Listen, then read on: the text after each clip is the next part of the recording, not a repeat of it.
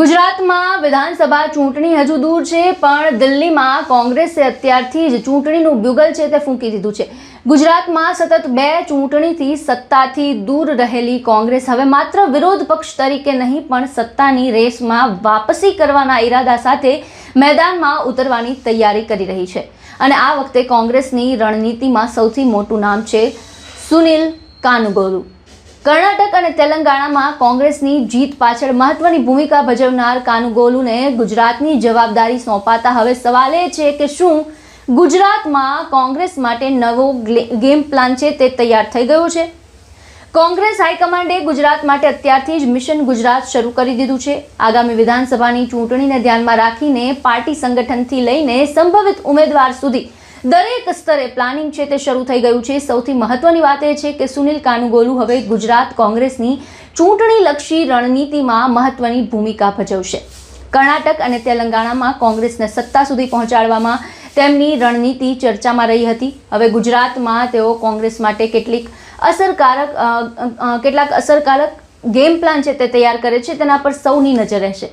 કોંગ્રેસ હવે ગુજરાત પ્રદેશ સંગઠનમાં પણ મોટો ફેરફાર કરવાની તૈયારીમાં છે। સૂત્રો મુજબ ઓગસ્ટ મહિનાના અંત સુધીમાં સંગઠનના અનેક મહત્વના હોદ્દા પર નવા ચહેરાઓની એન્ટ્રી થઈ શકે છે।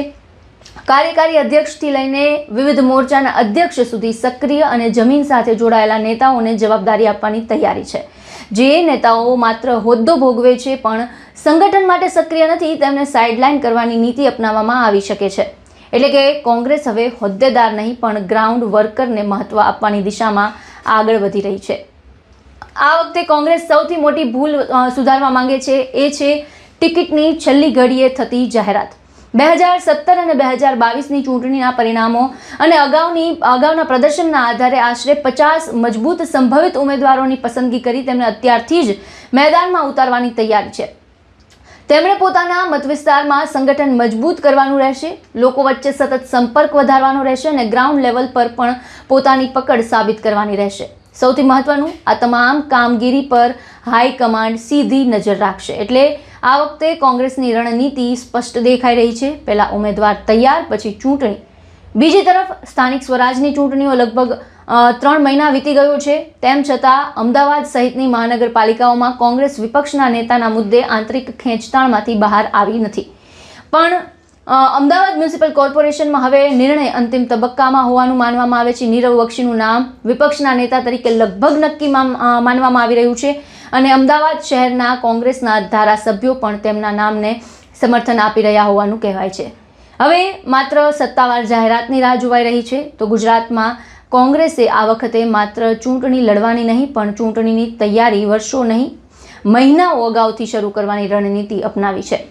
સુનિલ કાનુગોલુની એન્ટ્રી સંગઠનમાં સંભવિત મોટો ફેરફાર અને 50 સંભવિત ઉમેદવારો માટેનો આગોતરો રોડમેપ, આ ત્રણેય સંકેતો એક વાત સ્પષ્ટ કરે છે, ગુજરાત કોંગ્રેસ હવે વેઇટ એન્ડ વોચના મોડમાં નથી, કોંગ્રેસ પ્લાન એન્ડ એક્ઝિક્યુટના મોડમાં આવી ગઈ છે।